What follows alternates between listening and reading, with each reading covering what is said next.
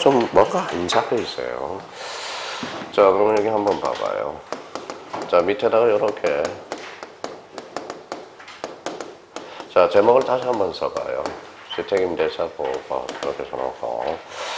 자, 그러면 이거 한번 읽어볼래요? 이게 뭐예요?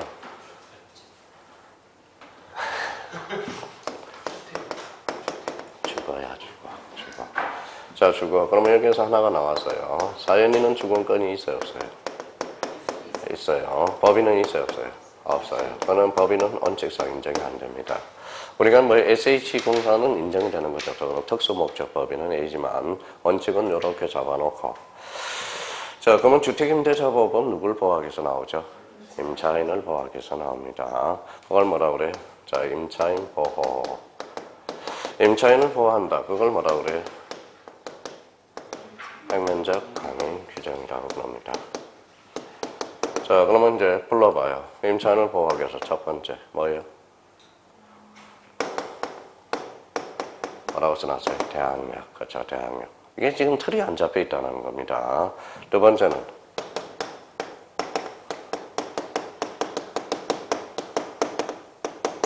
뭐라고 써놨죠? 전서기간의 보장. 그렇죠.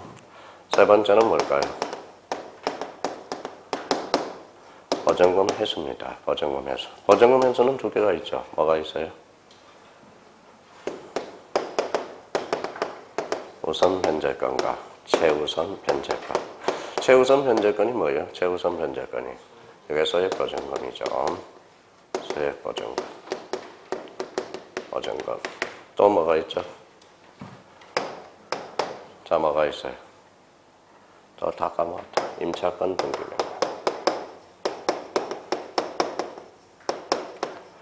자, 다섯 번째 뭐가 있죠?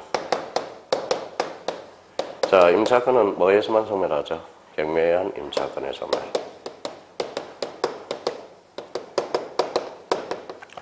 자, 그러면 이 다섯 개는 못 외우는 거예요, 다섯 개를. 지금 주요 글자를 하면 대항력, 그 다음에 전속기간의 보장, 그 다음에 보증금 회수, 임차권 등기명령, 경매에 의한 임차권 소멸, 이렇게 되는 거네요. 자, 그러면 여기 봐봐요. 대항력, 그러면 이제 붙잡아봐요. 이제 대항력 뭐예요? 인도 플러스 전입신고. 그렇죠. 전입신고. 자, 우선 변제권은 뭐예요? 대항력 플러스 확정일자. 확정일자예요. 소액보증금은 그러면 언제예요? 이거는 대항력만 갖추면 돼요. 대항력 언제까지 갖춰줘야죠? 또 다 까먹었다. 경매신청 기입등기 전. 경매신청 기입등기 전까지만 가져야 돼요. 자, 그러면 이제 이렇게 이제 의미가 됩니다. 경매신청 기입등기 전까지만 가지면 돼. 그러면 결론적으로 소액보증금은 뭐 확정일자 갖출 필요 있어 없어요? 없어. 그러면 여기 봐봐요. 지금 이게 암기가 안 돼 있는 거야. 이게 지금 틀이 암기가 안 돼 있는 겁니다. 그럼 결론적으로 뭐 봐요? 대항력과 전소기간의 보증과 보증금 회수, 그 다음에 임차권 등기명령. 읽어봐요. 경매한 임차권의 소멸. 경매에 의한 임차권의 소멸이겠네요. 임차권의 소멸. 자, 그러면 이제 저희가 이제 이걸 한번 숙지해 두고 있고, 또 하나 헷갈리는 게 있어요. 뭘까요?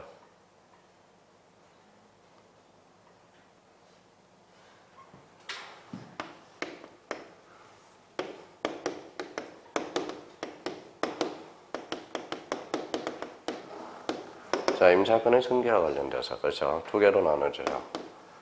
자, 뭐가 있어요?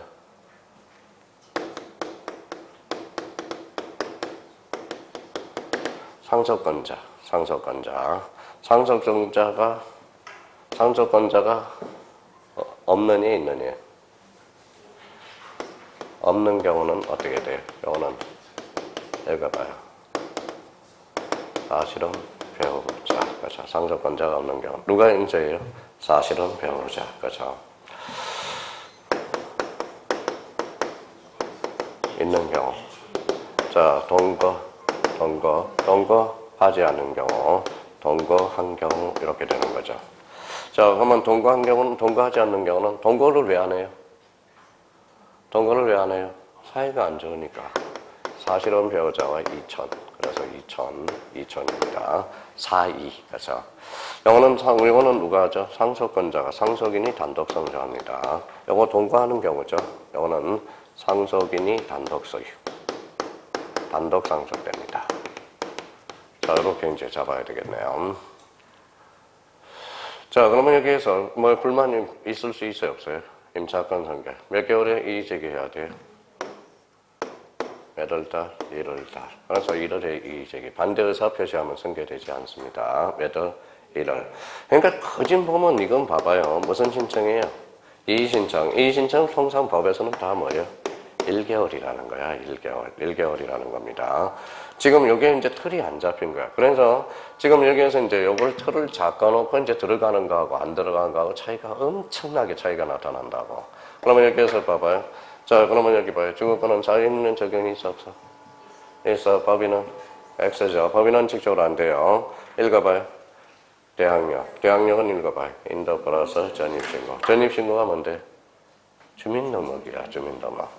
자, 그러면 전속기간의 보장, 그 다음에 보전금 회수. 보전금 회수는 우선 변제권 읽어봐요. 대항력 플러스 확정일자. 최우선 변제는 대항력만 갖추면 돼요. 언제까지? 갱매 신청 기입 등기 전까지. 임차권 등기 변경. 갱매에 의한 임차권 서명. 그러면 이거는 누굴 봐학에서 나온 거죠? 임차권의 승계. 하나만 이제 더 외우면 되겠죠. 그러니까 이걸 크게 외우라고요. 그러면 이걸 가지고 문제를 풀면 글씨가 살아서 움직인다고. 이제 한번 봐봐요. 이제 자, 1번 가봅니다. 가번 원소의 주택을 임차했다. 다음 중 틀린 가장 전형적인 문제예요. 이 문제는. 자, 갑의 배우자, 자녀의 주민등록도 잘라봐요. 주민등록 줄 서놔봐요. 주민등록은 거기 이렇게 써놔요. 자, 발생이라고 써놔요. 발생 요건이자 동시에 전속 요건이야. 전속이라고 써놔요. 그러면 만약에 가족이 3명 있는데 전부 이전나가면 대항력은 상실이 된다는 거예요. 그러니까 전속 요건이라는 거야. 대항력의 발생 요건이자 무슨 요건? 전속 요건이야. 그럼 가볼까요? 자, 갑의 배우자 자녀의 주민등록도 주택임대차 보호의 대항 요건인 읽어봐요. 주민등록에 해당된다. 한 사람만 남겨놔도 된다는 소리예요. 자, 1번은 맞다. 2번은 갑의 의사와 무관하게 갑의 주민등록 행정기관에 대해서 시가 말소됐대. 그러면 임차권의 대항력은 일단 읽어봐요. 상실함이 원칙이다. 그럼 뭘 제기해야 돼? 가로 열고 이의 신청을 제기하면 대항력이 그대로 유지됩니다. 자, 그러면 3번에 대항력 있는 임대차 종료 후 잘라봐요. 임차주택이 양도되면 양수인은 의뢰지를 당연히 승계하므로 잘라요. 갑의 의뢰에 대한 보전금 반환 채권이 전속할 여지가 없다. 어때? X. 여지가 없는 게 아니라 있다라는 거죠. 그러면 3번은 X다. 자, 갑이 임차주택에 실제 거주하지 않은 경우 가까이 점유 명계에 의해서 주택에 실제 거주하는 자가 자신의 주민등록을 마칠 때 갑은 대항력을 완다 지득한다. 오케이. 만일 원소유역이 주택에 이미 병의 저당권이 설정돼 있었다면 갑의 대항력을 갖췄더라도 병의 담보권 실행으로 임차주택을 취득한 자의 임차권을 주장할 수 있다 없다? 있다. 없다에 있다. 없다. 왜? 저당권이 뭐예요? 말소 기준 권리 그 이하는 전부 소멸하기 때문에 그렇다라는 겁니다. 그럼 정답은 몇 번이다? 3번. 가장 전형적인 문제입니다. 임차권과 나왔다 그러면 여기에서 이제 뭐예요? 5개 지문에서 2-3개 지문은 똑같단 말이에요. 자, 그러면 2번을 한번 풀어봐요. 2번.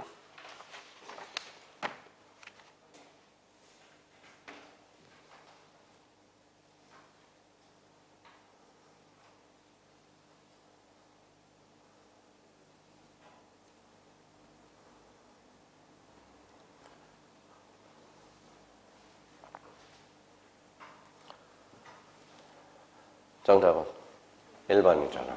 1번 아까 여기 봐봐요. 자, 거기 1번에 아까 뭐라고 그랬어요? 거기 1번 봐봐요. 주택임차권에 사망한 경우 주택에서 가정홍병 생활을 하든 틀렸죠? 하지 아니한 경우, 동거하지 아니한 경우만 뭐라고 그래서 사실은 배우자 몇 천? 2천이라고 그랬잖아. 그럼 1번은 X라고다. X라는 거예요.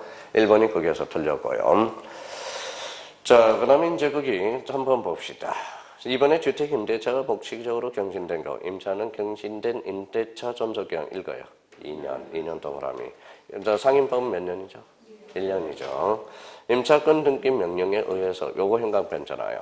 임차권 등기 명령에 의해 임차권이 등기된 경우 임대인의 보전금 반환 의무와 임차인의 등기 말소는 동시 이행 관계가 아니다. 뭐가 선인형이죠? 보전금 반환 의무가 선입니다. 선이라고 써놔요. 임차인의 등기 말소는 후라고 써놔요. 후. 무슨 등기 명령에 의해서? 임차권 등기 명령. 자, 4번에 주택임대차의 대항력이 발생하는 시점은 인도와 주민등록을 저기 오타가 하나 나왔네요. 모두 갖춘 다음날 오전 4시부터 0시까지. 맞네. 모두이 아니라 모두. 자, 5번에 주택임대차의 대항력을 갖춘 후 임대 내 소유권을 양도한 경우 임차인은 이의 제기가 없는 한 보전금 반환 의무는 누가 들어간다? 양수인한테 들어가는 거예요. 이거 이야기예요. 여기 봐봐요. 자, 갑이 이렇게 A가 갑이 있고 이 사람이 B가 있어요. 여기 임대인이고 임차인입니다. 그럼 C한테 팔아서 그러면 이때 보증금도 누가 들어간다? C한테 가. 이 제기를 하지 않으면 양수인한테 뭐예요? 승계된 것으로 본다. 이 소리라는 거거든. 이 사람은 뭐예요? 양도인. 이 사람은 양수인이 되거든. 자, 그러면 정답은 몇 번이다? 1번이 돼요.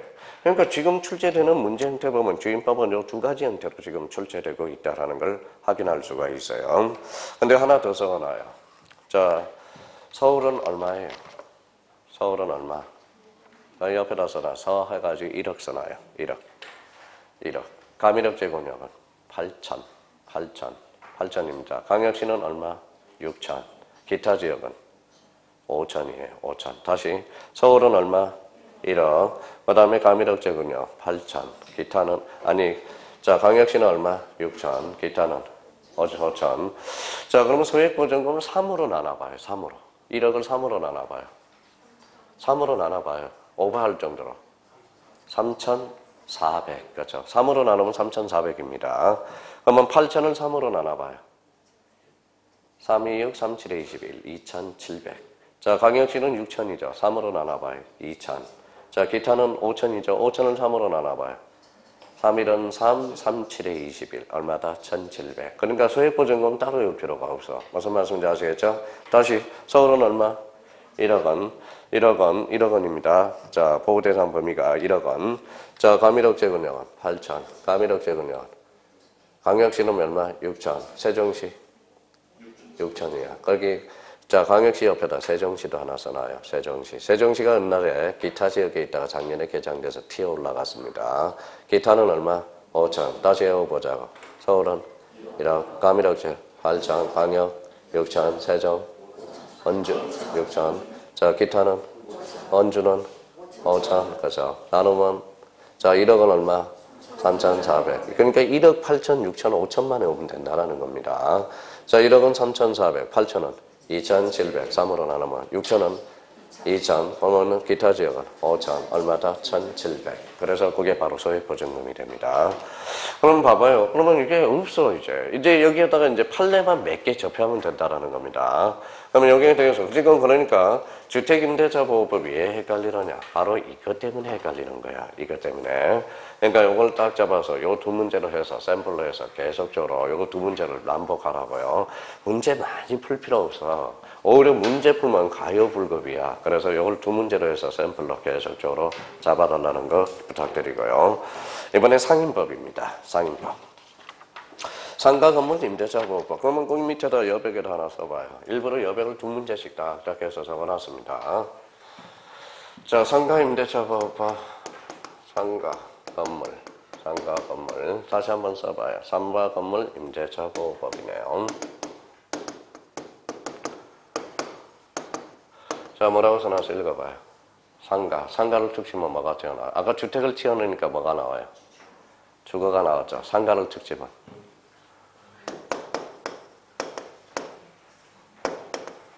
읽어봐요. 국민의 경제를 확보하기 위해서 경제. 한번 봐봐요. 경제권을 안정을 확보하기 위해서 나와. 한번 읽어봐요.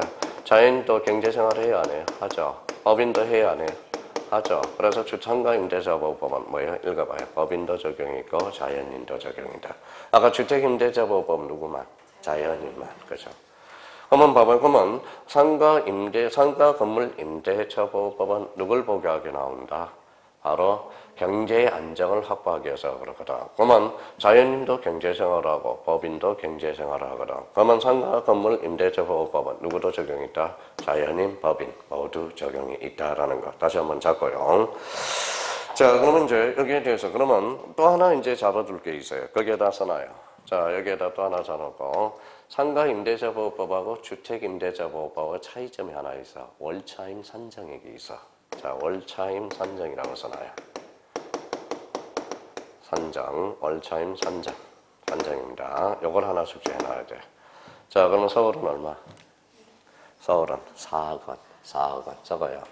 그러면 이렇게 해서 서울 4억 원. 4억 원. 4억 원입니다.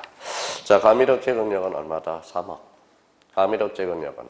자, 광역시는 3억 2억 4천. 기타 지역은 1억 8천이에요. 다시요. 자, 서울은 얼마?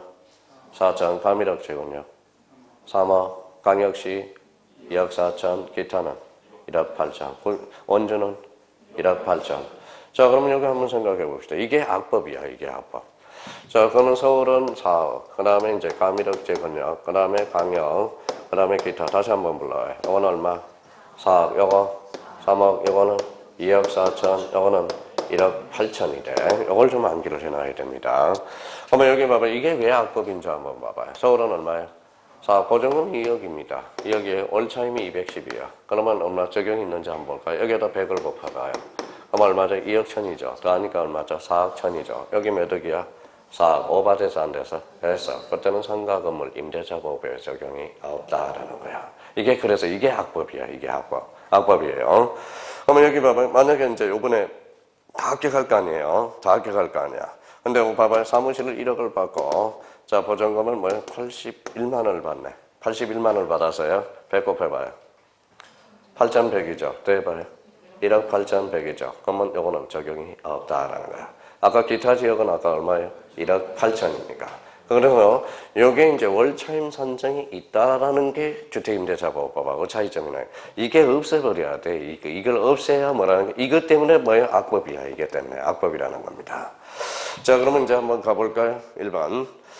자, 상가 건물 임대차 보호법에 관한 설명으로 옳은 것은 1번입니다. 주택 임대차과 달리 상가 건물 임차인은 임차권 등기 명령을 신청할 수 없다. 틀렸죠? 나머지는 다 똑같아. 있다라는 거야.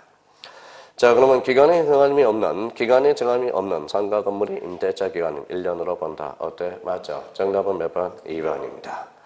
자, 3번의 사업자 등록은 상가 건물 임대차 대항력이나 우선 변동 등의 취득 요건일 뿐 전속 요건이 아니다. 어때? X. 전속 요건이기도 합니다. 근데 제가 사업자 등록을 했다. 사업자 등록을 빼버렸어. 그러면 그때는 대항력이 상실된다라는 거야. 자, 그러면 아니다. 틀렸네요. 자, 4번의 임차인은 계약갱신 요구에 최초로 임대차 기간을 포함한 전체 임대차 기간이 몇 년? 5년. 5년을 초과하지 않는 범위 내에서 행사할 수 있다. 그래서 3년이 아니라 5년. 자, 일시사용을 위한 임대차 차임이 명백한 상가 건물에도 이 법이 적용된다. 어때? X. 일시사용에 대해서는 적용이 없다라는 거야. 자, 또 하나 더 적어놔요. 자, 적어놓을 거는 영어는 월차임 산정이에요. 하나 더 외울 게 있어. 자, 그러면 다시 적어요. 서울은 6,500 적어요. 서울은 얼마? 6,500. 6,500 적었어요? 자, 그러면 가미력 제공력은 5,500이라고 적어요. 광역시는 3,800, 기타 지역은 3,000. 다시 불러봐요. 서울은 6,500, 가미력 제공력은 5,500, 광역시는 3,800, 기타는 3,000. 3으로 나눠봐요. 그 옆에서 3으로 나눠서 적어놔봐요. 자, 3일은 3, 3일은 3, 3이 6, 2,200까지 최우선 변제액을 받는 겁니다. 소액보증금. 자, 5를 나눠봐요. 5,500을 3으로 나눠봐요. 3일은 3, 3, 7에 21, 3, 8에 24, 3, 9, 27. 오바됐네요. 얼마다? 1,900. 자, 3,800을 3으로 나눠봐요. 오바될 정도로. 3일은 3, 3, 4만 9. 얼마? 1,300. 자, 3,000을 3으로 나눠봐요. 1,000. 이게 바로 소액보증금입니다. 무슨 말씀인지 아시겠죠? 다시 한번 불러봐요. 서울은 얼마다? 6,500. 6,500을 3으로 나누면 자, 2,200. 5,500을 3으로 나누면 1,900. 자, 3,800을 3으로 나누면 1,300. 오버될 정도로. 3,000은 3으로 나니까 딱 떨어지네. 뭐야? 1,000. 이게 무슨 보증금? 최우선 변제금, 소액보증금이 됩니다. 그러니까 지금 이게 또 하나 봐봐요. 월차임 산정하고 자, 요걸 못 외워서 사람들이 많이 틀려요. 그러면 요거 한번 다시 해봐요. 요거는 월차임 산정이야. 주택 상가 건물 임대차법에 적용을 됐을 때 서울은 얼마? 4억, 가미력 제공력 3억, 광역시 2억 4천, 기타 지역은 1억 8천. 자, 그럼 보호 대상의 범위로서 소액보증금에 대해서 서울은 얼마? 6,500, 가미력제 5,500, 또 하나는 3,800, 그 다음에 3,000. 그러면 이걸 3으로 나오면 최우선 변제 금액이 나온다라는 겁니다. 그거하고 또 하나 2번 봐봐요. 2번. 자, 또 이제 우리 상가 임대차 보호법에서 자신 없는 게 이거예요. 자, 상가 건물 임대차 보호법의 임차인이 그게 행강편 따거나요. 계약 경신에 대해서 임대인이 거절할 수 있는 사유, 임대인이 거절할 수 있는 거기까지 행반 쳐놓고 가로 열고 8개라고 써놔요. 몇 개? 8개. 거기에 빈 공간이 있어요, 없어요? 있어요. 자, 8개를 어떻게 오느냐? 다 전부 이렇게 외웠어, 우리 수강생들은. 자, 여기에다 써요. 3, 요렇게 써놔요. 3이라고 써요. 3부. 일단 써놔요. 이렇게 3부. 자, 이렇게 써놔요. 보전. 그 다음에 파멸. 그 다음에 해기라고 써놔요. 해기. 자, 8개입니다. 벌써 외운 사람들은 이제 벌써 생각이 나. 자, 이제 외워놓고 한번 가보자고. 읽어봐요. 3부, 읽어봐요. 보전, 파멸, 그 다음에 해기. 다시 뭐라고? 해기. 자, 그러면 이제 여기는 이제 상기라고 써놔요. 상기. 자, 이거는 부정한 방법. 자, 이거는 보전, 이거는 전대. 자, 이거는 파손, 이거는 멸실, 이거는 회복. 이거는 좀 기가 좀 외우기가 좀 그래요. 그냥 이렇게 전속하기라고 외우세요. 전속하기. 하기. 그래서 전속하기. 그래서 핵이라고 의미를 외우면 돼요. 그러니까 이 방법이 가장 좋아요. 외우는 방법은. 어차피 한번 뜨거든요. 자, 근데 여기 파선과 관련돼서 파선은 이렇게다 꼬리표를 붙여서 고의중과실이라고 써놔요. 무슨 가실? 고의중과실. 경과실이 아니라 고의중과실이 됩니다. 자, 그럼 오늘 이 8개의 초점을 맞춰보자고. 자, 읽어봐요. 자, 3부, 보전, 파실, 파멸, 해기. 그쵸? 저기 읽어요. 상기, 부정, 보전, 전대, 파선, 멸실. 요때 파선은 고의중과실. 요거는 회복하기. 요거는 회복. 요거는 전속하기. 그러면 저희가 그러면 요걸 8개를 딱 외워놓으면 이제 주택 상가 임대차 보호법이 자신감이 생겨. 자신감이 생겨요. 그러면 이제 다시 한번 외워봅시다. 읽어봐요. 3부, 보전, 파멸, 해기. 이 문제 한번 풀어봐세요. 그러면 이제 가르치가 찾아서 저희가 요 단어를 찾아서 동그라미 쳐봐요.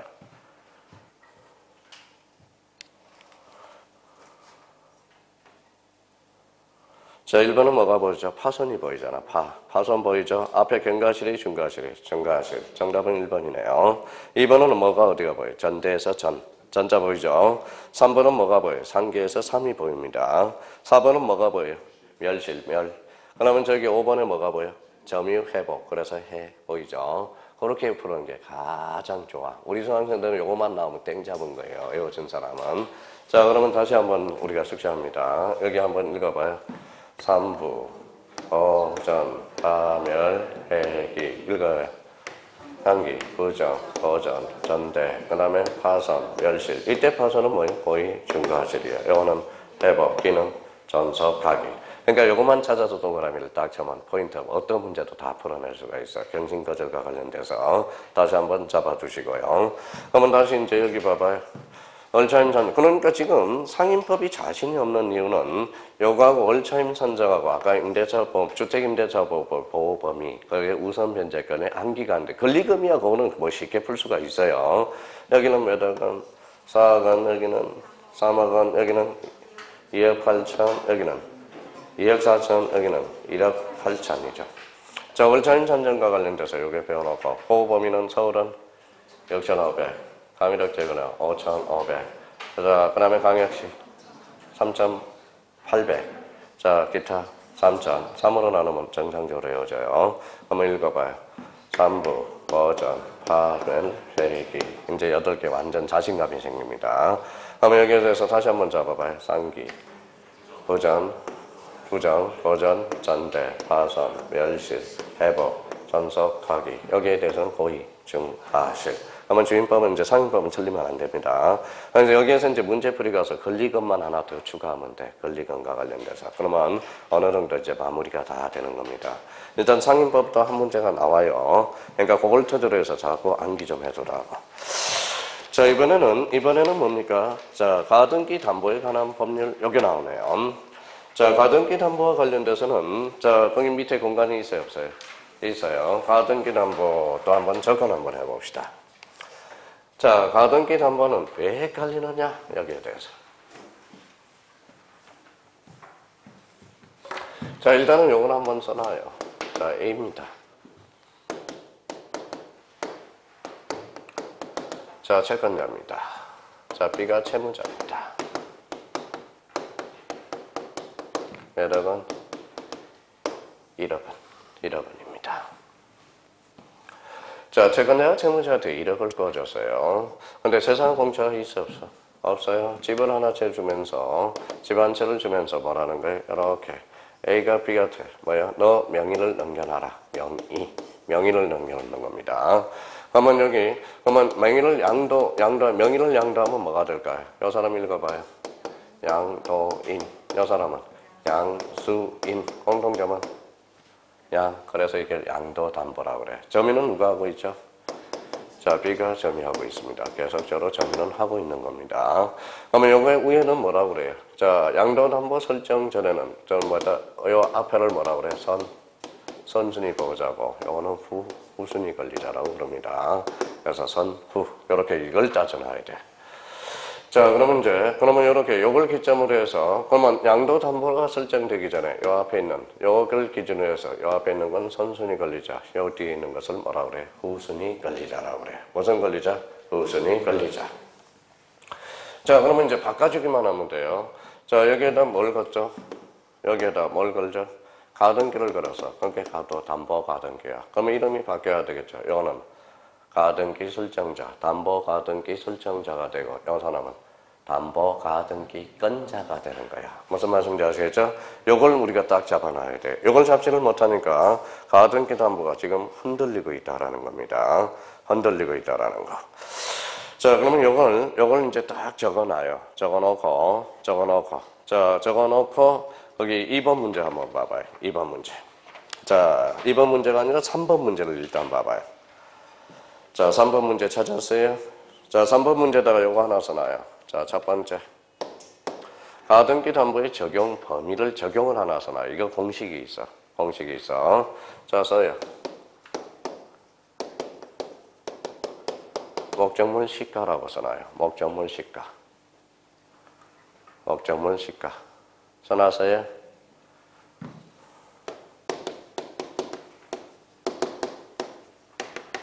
뭐라고 써놨죠? 사용액 시가. 그렇죠. 사용액 시가.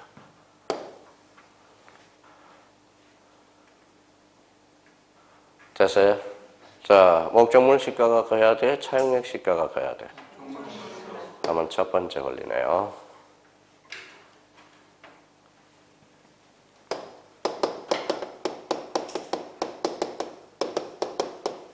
이거요. 소비대차로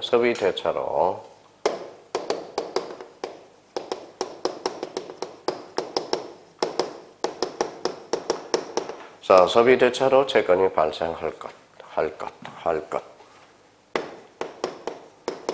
세 번째. 가등기를 걸든지. 가등기. 이게 담보 가등기죠. 그 다음에 소유권 이전 등기를 하든지.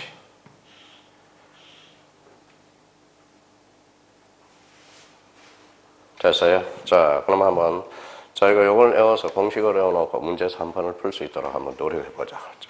자, 첫 번째. 가등기 담보의 적용에 의해서는 읽어봐요. 목적물 시가 읽어봐요. 차용액 시가. 어디가 많아야 돼? 목적물 시가. 읽어봐요. 소비대차로 채권이 발생할까? 뭘 걸든지, 가등기를 걸든지, 소유권 이전 등기를 걸든지. 자, 오늘 안 해오면 안 돼요. 자, 그럼 읽어봐요. 목적물 시가, 차용액 시가. 어디가 커야 돼? 목적물 시가. 뭘로 발생해야죠? 소비대차 계약으로 채권이 발생해야 되고. 읽어봐요. 가등기, 소유권 이전. 여기 한번 읽어봐요. 목적물 시가, 차용액 시가는 어디가? 목적물. 그 다음에 소비대차로 채권이 발생할 것. 가등기, 담보 가등기. 아니면 소유권 이전. 준비됐어요? 그럼 이걸 공식에다 그대로 가서 갖다 붙여봐요. 3번.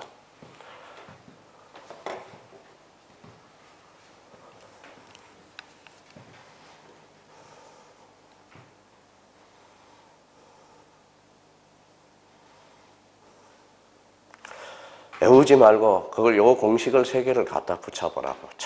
천천히.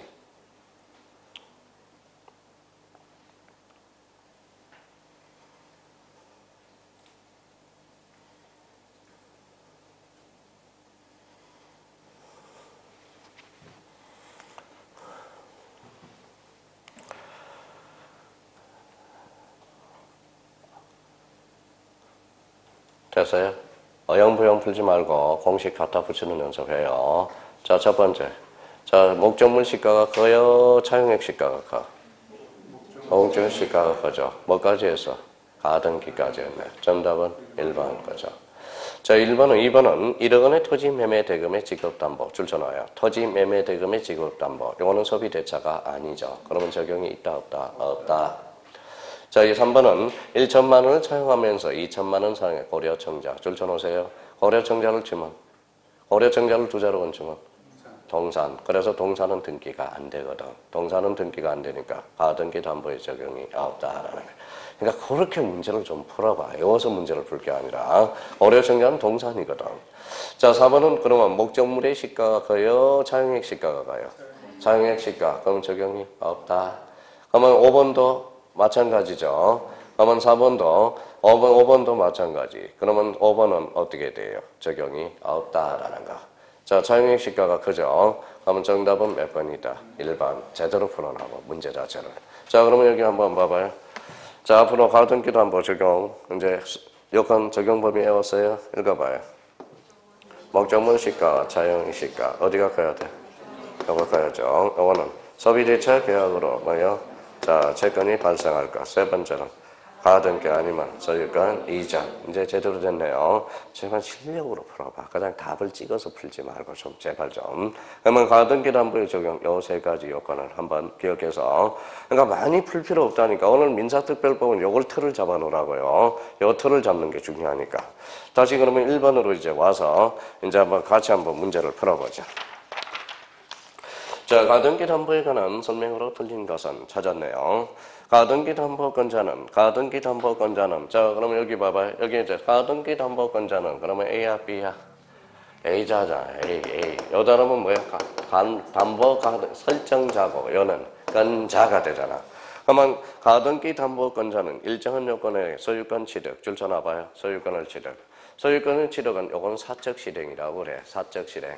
사적 실행, 가로 열고 기속 청산이라는 거야. 기속 청산으로 하든지 공적 실행 뭘로 할 수 있다? 경매로. 그러면 소유권을 취득할 수 있는 방법은 2가지 방법이 있다. 소유권을 취득하는 사적 실행, 즉 뭐요?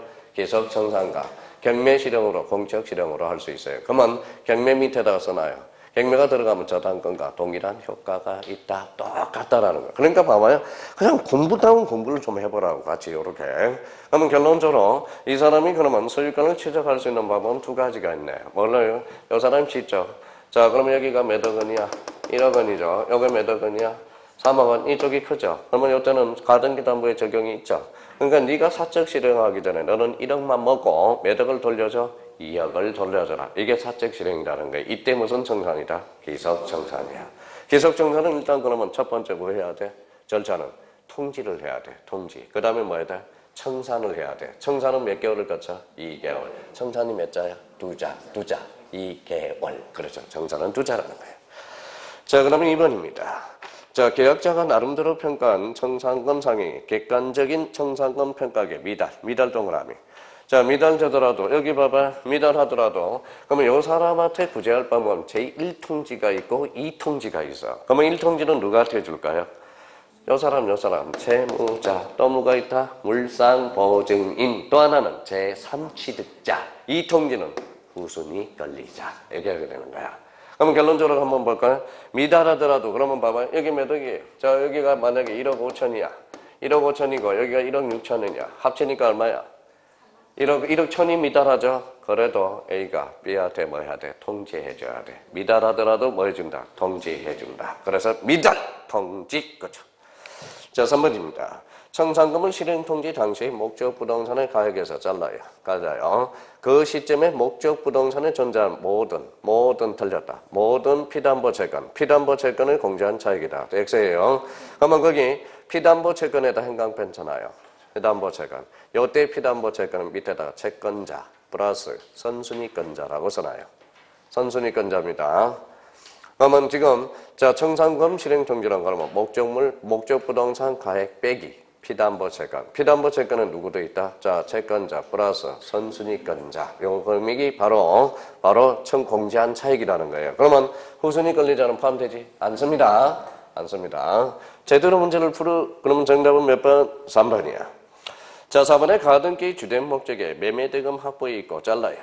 대금 채권의 확보는 부수적인 목적인 동법은 읽어봐요. 적용되지 않는다. 아까 여기 한번 바로 여기 목적물 가액과 차용액 시가 중에 어디가 커야 돼? 목적물. 여기 읽어봐. 소비대차 계약으로부터 소비대차에서 뭐가 돼야 돼? 채권이 발생. 그러면 뭐예요? 4번은 맞다.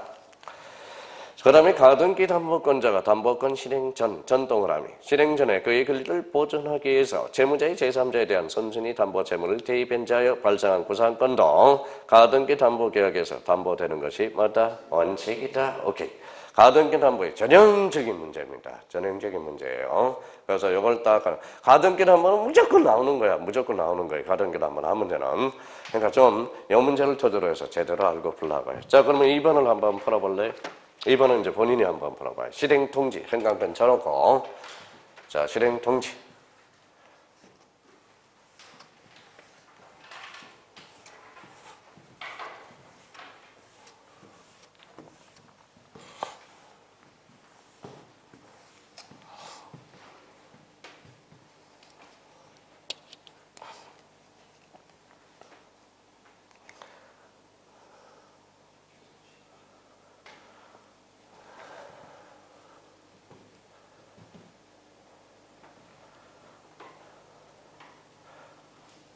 됐어요? 예, 틀린 것은. 몇 번? 2번. 그렇죠. 채권자가 담보 채무액, 담보 계약에 따라서 적법하게 소유권을 취득하려면 자르고 청산금의 평가액을 채무자에게 봐야 된다. 통지. 그렇죠. 통지의 상대방은 채무자이기에 물상보증인도 포함되지만 잘라요. 담보가등기 소유권에 취득한 제3취득자는 포함되지 않는다. 어때? X 포함되죠. 제1통지가 누구냐? 채무자, 물상보증인, 제3취득자야. 제2통지는 후순위 관리자야. 그렇게 연결이 됩니다. 자, 청산금이 없다고 인정하는 경우도 채권자는 읽어요. 그 뜻을 뭐 해야 된다? 통지해야 되고. 자, 통지 시기는 행강편잖아요. 통지 시기는 채권의 변제기 이후이다라는 거. 다시요. 통지 시기는 뭐라고? 채권의 변제기 이후이다. 채권자는 채무자에 대한 적법한 통지가 도달한 이후 지체 없이 후순위 권리자에게 통지의 사실 내용의 도달을 뭐 해야 된다? 통지해야 된다. 통지할 필요가 없다. 요게 요번에 전국 모의고사 5군데 출제된 겁니다. 그래서 요거 그러면 가등기 담보와 관련돼서 요 세 문제를 딱 정립해 놓고요. 그럼 여기 한번 이름을 밝히고 갑니다. 명의를 양도하면 양도담보. 양도담보 설정계약을 하면 요 사람은 양도인, 요 사람은 양수인이 되는 거야. 만약에 이렇게 가등기를 걸면 뭐지? 담보 가등기가 되는 거야. 그 사람은 뭐가 돼? 설정자. 요 사람은 건자가 돼. 이 앞에 설정자는 선순위, 요 사람은 후순위. 그러면 여기 이제 보면 목적부동산에 자 목적부동산의 공제 차익은 어느 걸 빼죠? 얘하고 더한 걸 공제한 차익을 빼면 돼. 우순위 채권자는 포함되지 않습니다. 요건 의미를 잡아둬야 돼요. 자, 그러면 이제 이렇게 의미를 잡고, 자, 여기 한번 읽어봐요. 목적물 시가와, 그 다음에 차용액 시가, 어디가 커야 돼? 여기 시가 크면 안 돼요. 여기는 소비대차 계약에서 채권이 발생해야 되고, 세 번째는 가등기인지, 소유권 이전 등기. 동산의 양도담보는 포함돼, 안 돼? 안 돼. 이유는 등기가 안 되잖아. 그렇죠? 등기가 안 돼. 그래서 이 세 문제만 딱 정립해 두면 됩니다. 자, 그러면 가등기 담보와 관련돼서는 요 정도 딱 정리해 두시면 돼요. 자, 그러면 이제 저 집합 건물 소유 및 관리에 관한 법률. 자, 거기 밑에 그림이 옆에 여백이 있어요, 없어요? 있어. 거기에다가 그림 좀 그려놔 봐요. 자, 크게 한번 그려봐요. 밑에 여백에다가.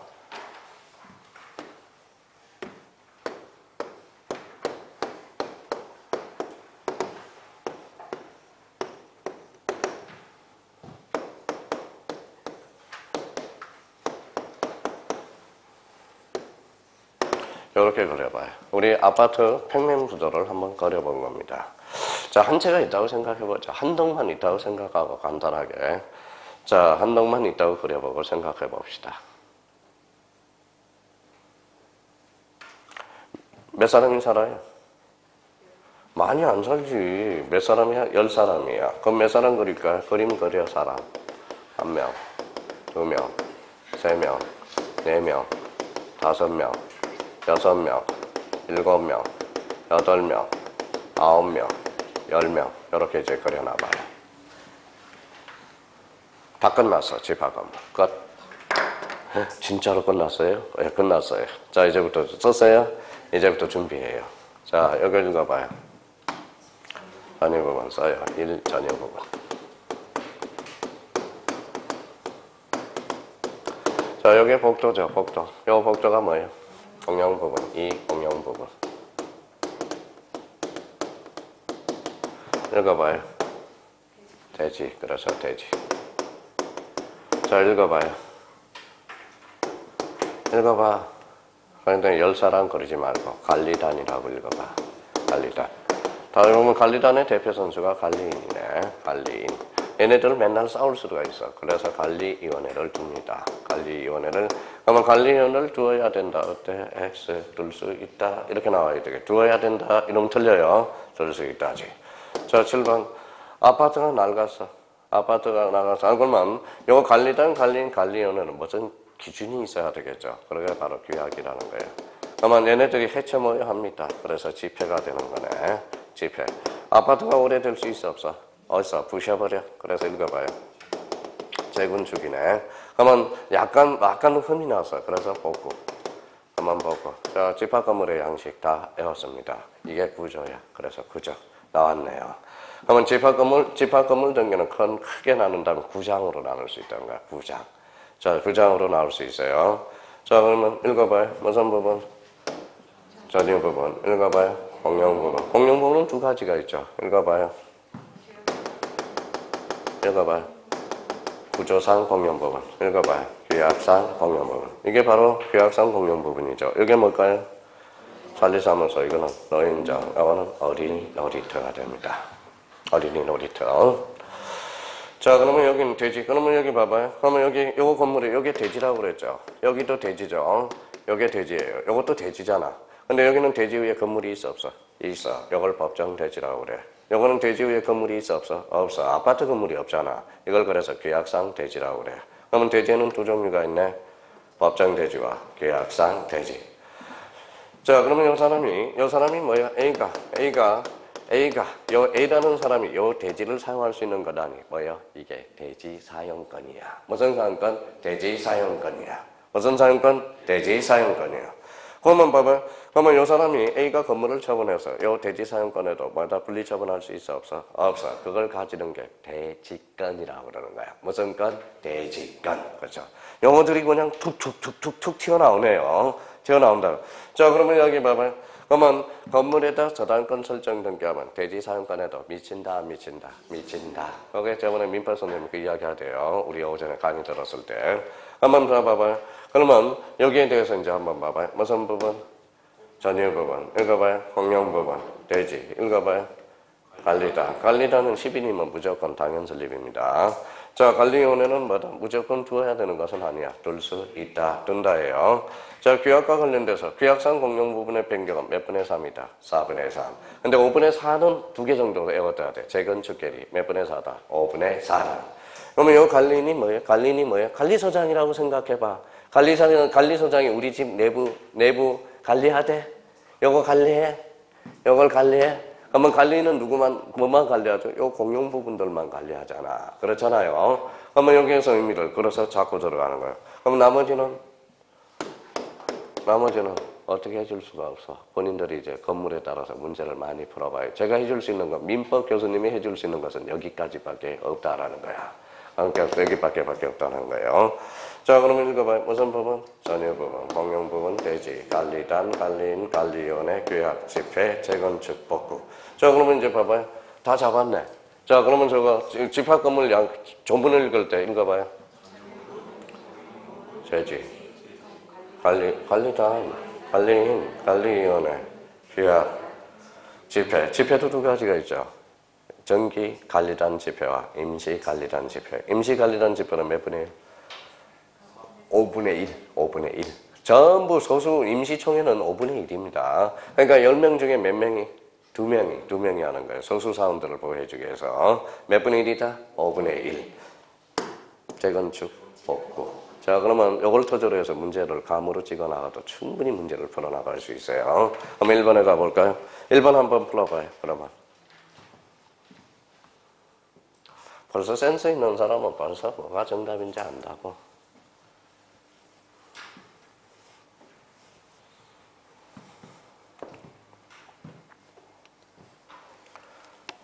정답은 2번. 2번이 뭐가 뭐야? 전에 부분 틀렸죠. 자, 그러면 관리는 공용부분의 변경을 위한 행위와 공용부분의 보전을 위한 행위, 관리단의 사업 시행에 관련하여 관리단을 대표하여 행하는 재판상이, 관리단의 사무 집행을 위한 분담 금액을 각 구분소유자에게 청구하는 행위, 매년 1회 일정한 시기에 구분소유에 대해서 그 사무를 보고하는 행위. 정답은 2번. 2번에 뭐가 빠져야 돼? 전유 부분. 이렇게. 자, 2번입니다. 2번은 한번 풀어보세요. 그러면 틀리기만 해봐. 이번에 전국 모의고사 10군데 5군데에서 나왔어. 이 문제를 지문만 살짝 바꿔가지고.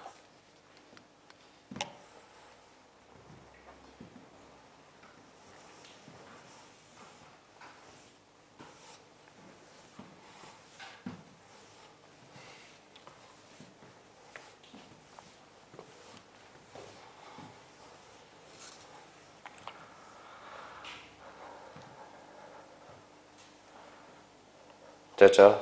네, 정답은 1번이죠. 1번이 뭐예요? 요번에 1번이 새로움의 모의고사야. 모의고사. 다음 중 집합 건물 소유 및 관리에 관한 법률 중 틀린 것을 골라라. 그래서 요 1번을 4번에다 그대로 지문만 바꿔놨어. 자, 정답은 몇 번이다? 1번이 되고요. 자, 2번과 관련돼서 특히 이게 자주 출제되는 것은 단독 문제도 출제됐으니까 요거 하나 적어 놔 볼래요?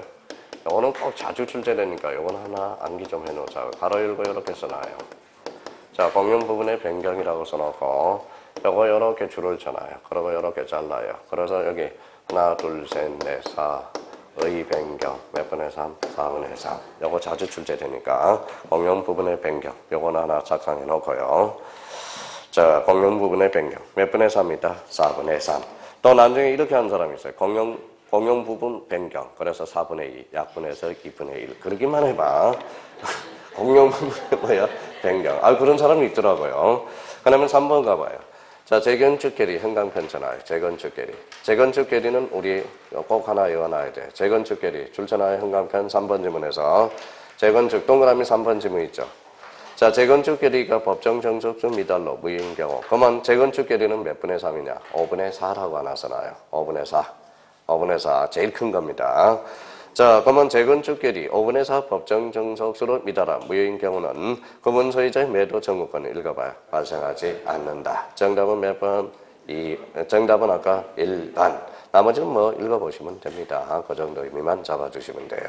그래서 집합 건물과 관련돼서는 여기 아까 봐봐요. 아까 머릿속에 기억해야 돼요. 공부하시기 전에 전유 부분, 공용 부분, 대지, 관리단, 관리인.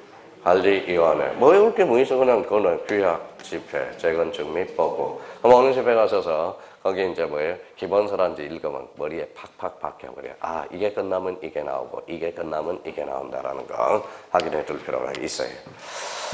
자, 그 다음에 이제 마지막이네요. 좀만 참자고요. 화이팅. 자, 화이팅입니다. 자, 실권리자 명의 등기에 관한 법률. 자, 그러면, 좌측 맨 밑에 봐봐요. 여백 많아요, 안 많아요? 우측에도 많아요, 안 많아요? 자, 그러면 기본 정립을 한번 합니다. 자, 요거 세 개를 딱 써놔요. 자, 요거는, 요렇게 써놔요. 자, 명의신탁이라고 하나 써놔요. 명의신탁은 위험은 두 개입니다. 크게 써요. 사례를 몇 회다 쓸 거니까. 명의신탁은 크게 두 개로 나눠져. 자, 등기 명의신탁과 계약 명의신탁. 그래서 계약 명의신탁입니다. 자, 등기 명의신탁은 이것도 크게 벌려놔요. 2자간 명의신탁과 3자간 명의신탁이 있어. 3자간 명의신탁이 있어요. 그러면 2자간은 뭐라고 그러냐? 이전형 명의신탁이라고 그러고, 그 다음에 3자간은 중간 생략형 명의신탁이라고 그래요. 자, 명의신탁의 영어예요. 그러면 요거는 뭐라 그래? 요거는 계약형 명의신탁으로서 그래서 이임형 명의신탁이라고 그래요. 명의신탁이라고 합니다. 자, 그러면 이전의 명의신탁은 가장 기본적인 여기부터 한번 보자고요. 갑이라는 사람이 있어. 갑은 여기 갑은 허라태. 자, 등기를 명의신탁해서 몇 사람?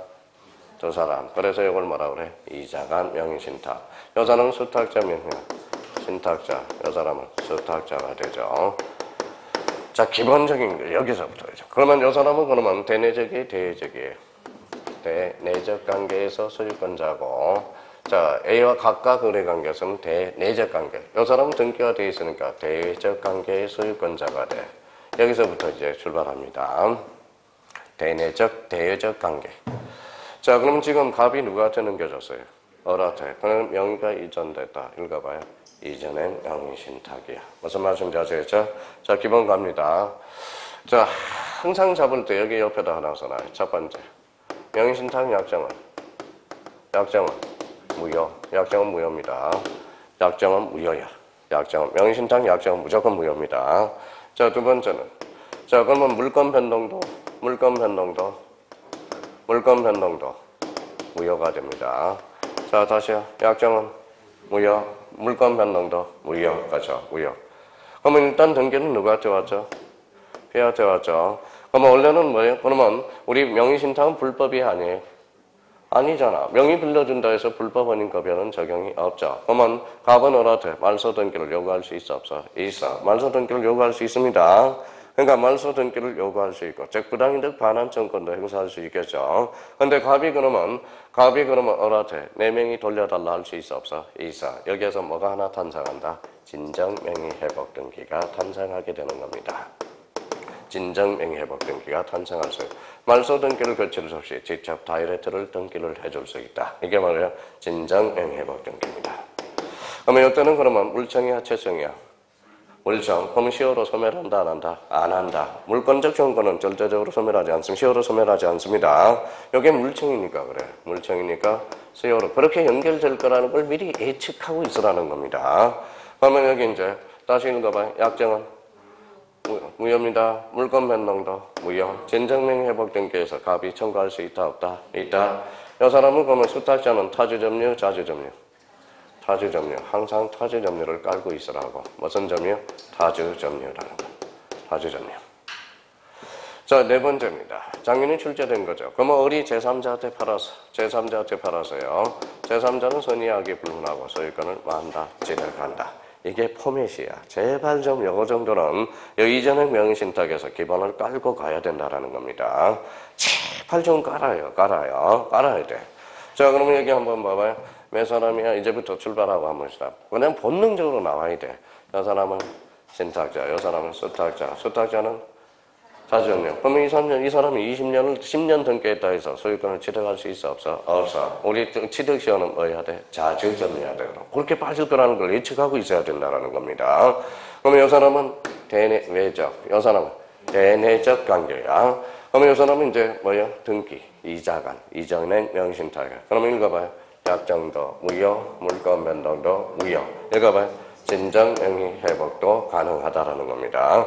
그때는 뭐예요? 물청. 제3자는 선언권을 하고 소유권을 뭐한다? 취득한다. 이 사람은 무슨 점유? 다주점유. 오케이. 그러니까 이게 기본을 깔고 계시고, 그러면 이제 2단계로 갑니다. 뭐라고 써놨어요? 중간 생략형 명의신탁. 그러면 여기 한번 적어봐요. 갑이 어라한테 집을 팔기로 했어. 자, 이 사람은 그러면 매도인, 매수인? 매도인. 이 사람이 매수인이 돼. 그래서 계약입니다. 그러면 계약은 유효다, 무효다? 유효다. 계약은 유효죠. 근데 이 사람이 어하고 병하고 자 신탁 관계를 맺기로 했어요. 이 사람은 신탁자, 수탁자.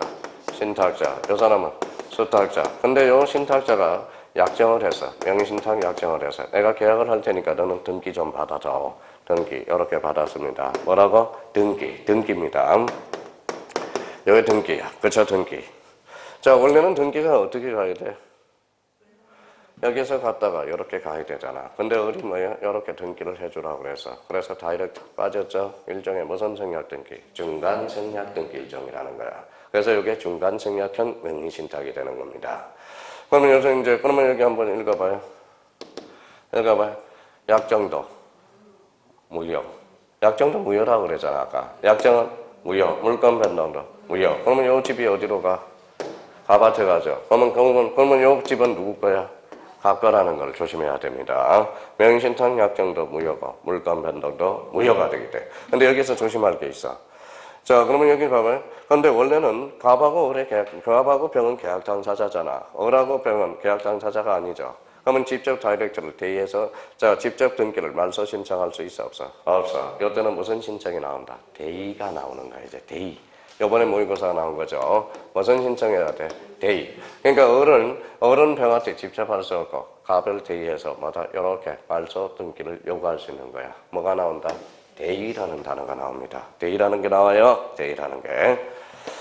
자, 그러면 다시 이제 요거 연습 좀 한번 해보자. 약정도 무효, 물건 변동도 무효. 그러면 소유권은 누구가 바꿔죠? 요 사람이 가지고 있어요. 그러면 계약 자체는 유효다, 무효다? 유효. 그러면 돌아오면 요 사람이 등기를 요구할 수 있게 되는 겁니다. 그런 관계가 형성이 돼요. 다시 약정도 물건 변동도 무효. 근데 요 사람이 그 기하로 해서 제3자한테 팔았다. 제3자랑 선의악이 불문하고 소유권을 만다, 취득한다. 이게 기본 명의신탁의 범위라는 겁니다. 자, 그러면 또 하나 이제 그러면 이명 명의신탁이 뭐냐? 이명 명의신탁이. 자, 그러면 여기 봐봐요. 요번에 사례를 이렇게 써요.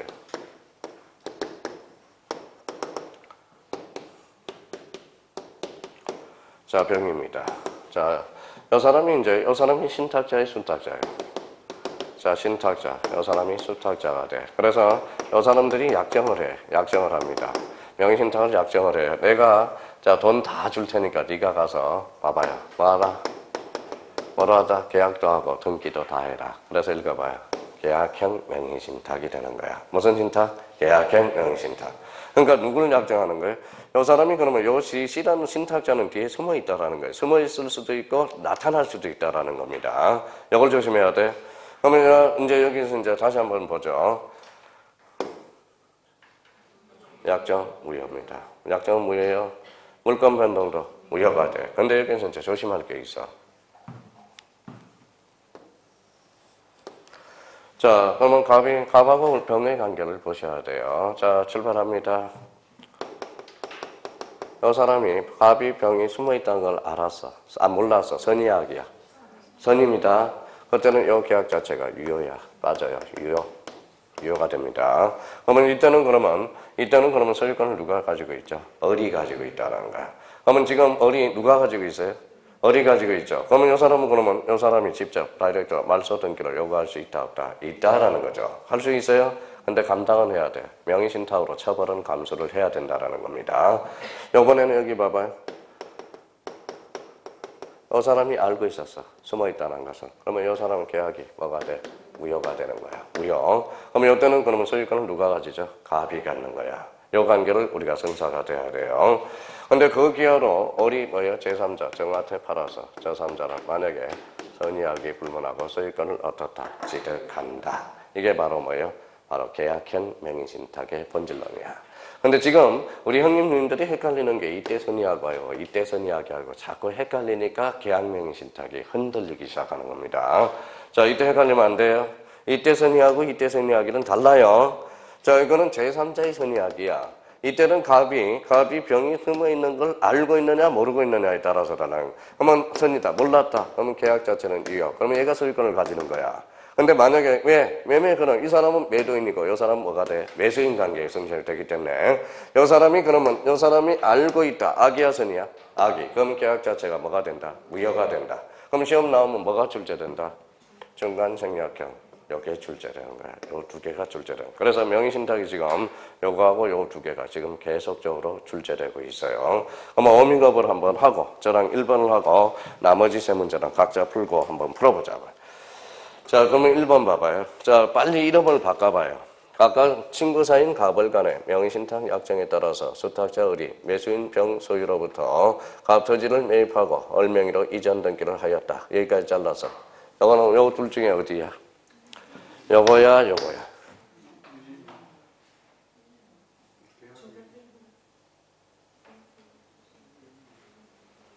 그걸 알아야지, 지금. 그걸 알아야죠. 자, 그럼 다 봐봐요. 친구인 갑을 간의 명의신탁 약정을 해서 수탁자 을이 매수인으로, 수탁자 매수인 을이, 수탁자 누가? 을이 매수인으로부터 매수인으로서 병 소유권의 X 토지를 매입하고 병명의로 이전 등기를 하였다. 그럼 요거는 중간생략형이네. 그렇죠? 중간생략형. 자, 그러면 빨리 그러면 그림을 그려봐요. 자, 옆에다 그림을 그려봐요. 자, 그림을 그려봐요. 아까 병은 누구고? 매도인이고. 그 다음에 을은 매수인이면서 수탁자, 갑은 신탁자가 되는 거죠. 자, 그렇게 그려봐요. 자, 그림을 그려놔야 돼. 일단 요 그림이 나왔으면. 자, 그러면 이렇게 한번 그려봐야죠.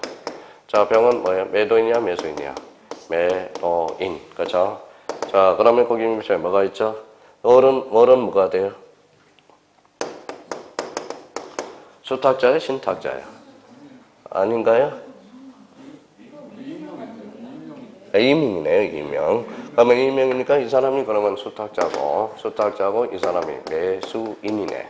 그럼 요거는 뭐예요? 그냥 갑이네. 이게 이명이네요. 이 사람이 뭐가 돼요? 자, 신탁자가 되네요. 여기에서 이렇게 이제 자, 그러면 이제 요게 이제 요 관계에서 요 지문 관계에서 이제 나오겠죠. 요 관계에서 나오겠죠. 그럼 여기는 이제 약정은 무효, 물감 변동도 무효가 되죠. 이 사람은 이제 매도인과 매수인의 관계, 신탁자, 요 관계. 그러면 이제 요걸 가지고 이제, 자, 접근을 해보자. 자, 이건 읽어봐요. 병은 뭐라고 읽어? 매도인. 자, 을은 수탁자면서 매수인. 갑은 신탁자. 자, 이제 바꿔서 연습 한번 해봅시다. 자, 이 경우 법률 관계에 대한 설명으로 틀린 것. 자, 갑 읽어봐요. 갑, 신탁자, 을. 수탁 간의 명의신탁, 약정 동그라미, 약정은 무효, 그렇죠. 자, 이번에 병이 누구죠? 매도인이 갑을 간의 명의신탁 약정이 있다는 사실을 알고 있었던 경우, 악이네. 그러면 을명의 이전 등기는 뭐가 된다? 무효다, 그렇죠. 계약 자체가 무효니까. 자, 이의 경우 X토지의 소유자는 누구다? 병이죠. 아까 다시 돌아온다고 그랬잖아. 이 사람이 지금 알고 있다라는 거잖아. 계약이 무효가 되니까 이쪽으로 돌아왔죠. 자, 그러면 3번은 병이 누구예요?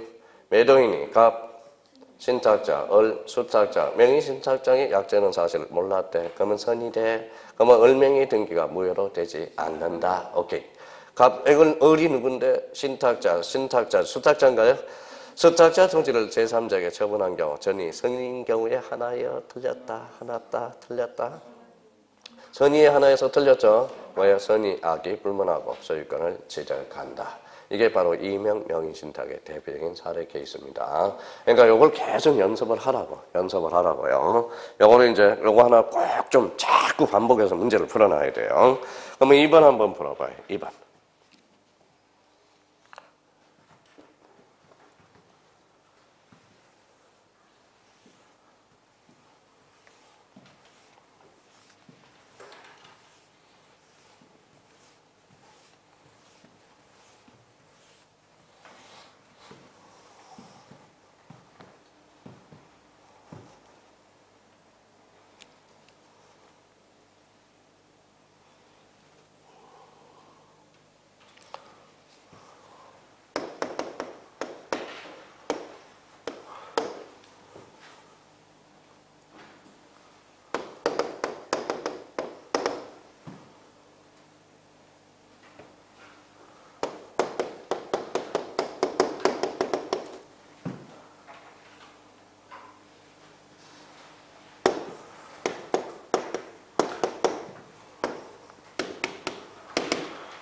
자, 요 관계가 성립되네요. 그렇죠? 이렇게 그려놨네. 요 관계가 성립되죠. 읽어봐요. 법원이, 을이, 요 사람이 이제 약정을 한 겁니다. 갑은 뭐가 되죠? 신탁자. 요 사람은 수탁자가 되죠. 그러면 이제 이름 정해놨네요. 요 정은 뭐예요? 제3자. 그러면 갑이 뭐다? 경락받은 귀하로 요걸 뭐예요? 요걸 권리를 팔았다는 겁니다. 자, 그러면 법원의 경매는 선의로 간주합니다. 뭐로 간주한다? 선의로 간주해요. 아까는 뭐예요? 선의악이 있었지만 교합하면 국가는 뭘로 간주한다? 선의. 그러면 계약이 뭐예요? 이해하죠? 소유권은 누가 지정하죠? 을이 지정하죠. 자, 그러면 이제 이걸 생각하고 이제 출발합니다. 자, 자신의 명의로 등기를 마쳤다. 그런 것은 갑을 읽어봐요. 갑. 신탁자, 어른, 수탁자, 명의신탁 약정은 여다. 어때? X. 약정은 무효. X 토지에 대한 소유권을 취득한 자는 갑이다. 어때? X. 갑이 아니라 여자. 어리죠. 자, 그러면 숫자 3번 읽어봐요. 신탁자, X 토지를 누구에게? 뱅에게 매도하는 계약, 계약 동그라미. 이때는 뭐예요? 타인 권리 매매를 한 거네. 소유권을 얘가 가지고 있었잖아요. 소유권을 얘가 가지고 있으니까 지금 갑은 뭐예요? 타인 권리 매매를 한 거야. 타인 권리 매매도 가능, 불가능? 가능. 그러면 유효야, 무효야? 유효. 그렇죠. 여기에서 포인트는 계약이 포인트입니다. 계약이라는 것은 이 말은 타인 권리 매매라는 거야. 타인 권리 매매도 가능, 불가능? 가능. 그걸 행간의 운을 읽어내는 게 중요하다라는 겁니다. 그 자체가. 그러면 4번입니다. 4번 한번 읽어봐요. 신탁자의 지시에 따라 누가? 수탁자, 을이 X 토지를 매각한 후 그 처분 대가를 갑이 누군데? 신탁자에게 반환하기로 한 약정은 무효이다. 어때? X. 약정은 할 수 있죠. 그거는 명의신탁 약정은 아니거든. 그러면 명의신탁 약정은 불법이 아니야? 불법이 아니야? 불법이 반환하기로 한 약정은 무효이다. 맞네요. 반환하기로. 맞죠? 무효. 자, 5번은 읽어봐요. 을이 누군데? 신탁자. 그러면 정은 누군데? 제3자야. 제3자. 정은 제3자죠. 정은 제3자야. 제3자. 제3자에게 처분할 때 정은 악이라면 정은 소유권을 취득할 수 없다. 어때? X. 아까 제3자는 선악 불문하고 소유권을 만다. 취득한다. 재밌죠? 그러니까 이걸 이름을, 그러니까 오늘 하나 배운 거는 사례 문제는 뭐부터 바꿔라? 이름부터 바꿔라. 그게 포인트입니다. 그래서 제가 사례 문제 특강할 때 자꾸 사람들한테 이름을 바꾸라는 게 자꾸 이름을 바꿔서 읽어보는 게, 특히 대리 파트도 마찬가지고요. 그래서 2번의 정답은 몇 번이다? 4번. 자, 3번입니다. 한번 풀어봐요. 두 문제 남았어요. 화이팅!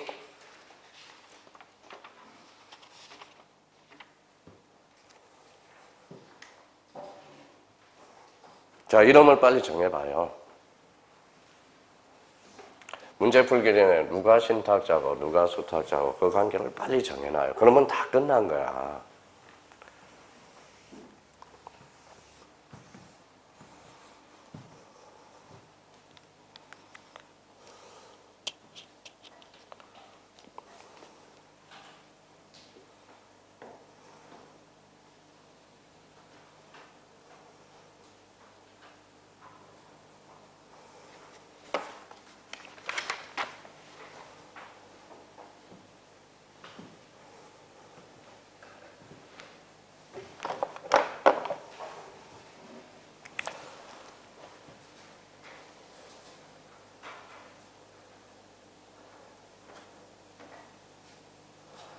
됐어요? 바꿨어요? 이런? 바꿔 자신 있어요? 그러면 갑정중은 신탁자의 수탁자예요? 신탁자. 그렇죠? 자신의 X 토지를 적법하게 누구에게? 정원에게. 정원 누군데? 을에게 명의신탁, 수탁자에게 명의신탁을 하였다. 다음 설명 중 옳은 것은? 우리 정중과 부분 명의신탁은 어때요? 명의신탁에서 적용이 제외되죠. 세 가지 목적을 할 때 조강법, 조세법탈, 강제집행, 멘탈, 법령상의 해피를 목적으로 하지 아니할 때. 한번 갑니다. 자, 어른 읽어봐요. 어른. 신탁자의 수탁자예요. 수탁자는 타주점유야, 자주점유야? 자주점유자. 그럼 평은 공연하게 10년간 X 토지를 점유한 경우는 타주점유는 이를 시효 취득할 수 있다. 어때? X. 할 수 없다라는 거예요. 타주점유는 안 되죠? 무슨 점유해야 돼? 자주점유해야 되거든. 그러면 1번은 X다. 2번은 제3자가 X 토지를 불법 점유했대요. 불법 점유하면 갑은 소유권에 기해서 직접 방해 폐쇄를 청구할 수 있다. 어때? X. 등기는 누구로 돼 있어? 을로 돼 있잖아. 그럼 을이 청구해야 되겠죠. 그러면 직접 청구가 아니라 갑은 뭐야? 대위 청구라는 거야. 직접 청구가 틀렸다라는 겁니다. 무슨 청구다? 대위 청구. 왜 대위 청구예요? 여기 봐봐요. 자, 각각 올려서 아까 갑은에서 봐봐요. 이 사람은 등기 이전행 명신탁이잖아.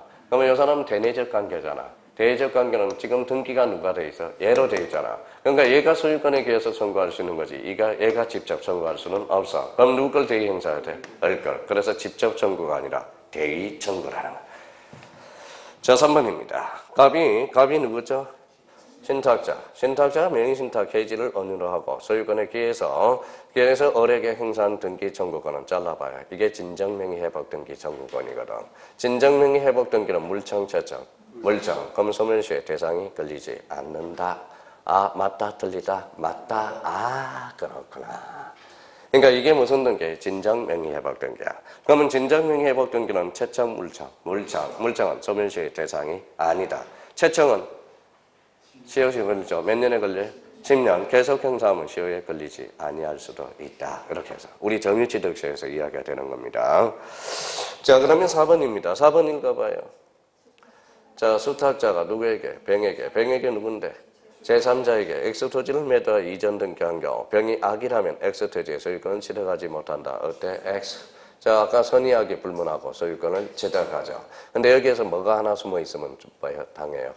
병이 악이더라도 적극가담. 이 단어가 들어가면 나중에 또 무효가 됩니다. 무슨 가담? 적극가담. 밑에다 예를 가로 열고 만약에 병이 적극가담이라면 몇 조 위반으로서? 103조 위반으로서 무효가 돼요. 그러면 그때는 뭐라는 거예요? 무효가 되는 겁니다. 그러면 우리 이중매매는 무슨 법리에도 적용이 된다. 바로 점유취득시효도 확장되고 이중매매도 아니 명의신탁에도 적용이 확대되고 있다는 거. 그게 그쪽으로 연결되는 거라고. 자, 그러면 4번은 X다. 자, 5번 다시 읽어봐요. 을이 X토지의 건물을 지어 소유하던 명의신탁 해지되어 잘라봐요. 해지되어 X토지 등기인 가비로 환원됐대. 그러면 봐봐요. 대내적 관계에서 소유권자는 누가 됐죠? 대내적 관계의 소유권자는 누구야?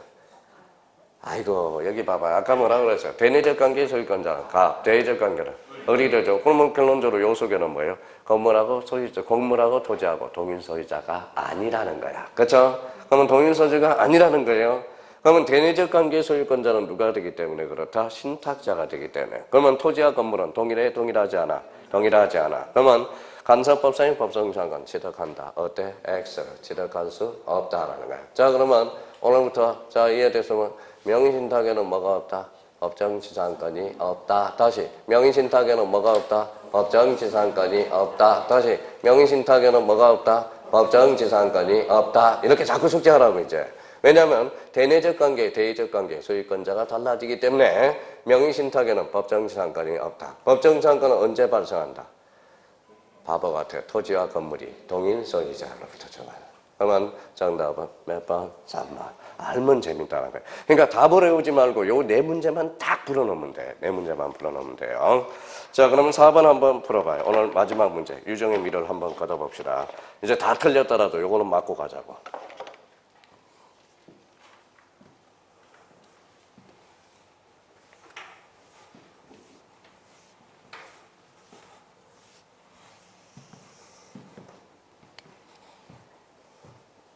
빨리 이름을 써요. 옆에다가 1, 2, 3, 4, 5 옆에다가 갑 누구, 얼 누구, 병 누구 이름을 빨리 써놓고 빨리 쓰는 게 나아.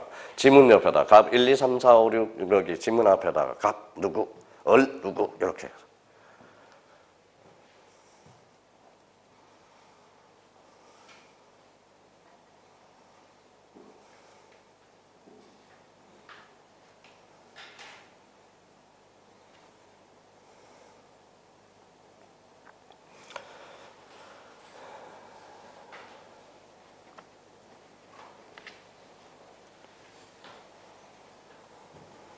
빨리 이름 바꿔서 읽어봐요. 오늘 하나 성공한 거는 그 이름 바꿔서 읽는 거 오늘.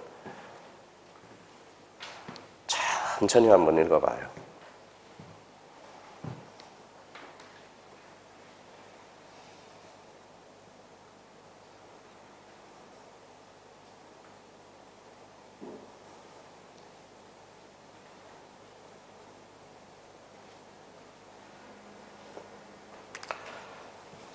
자, 됐어요?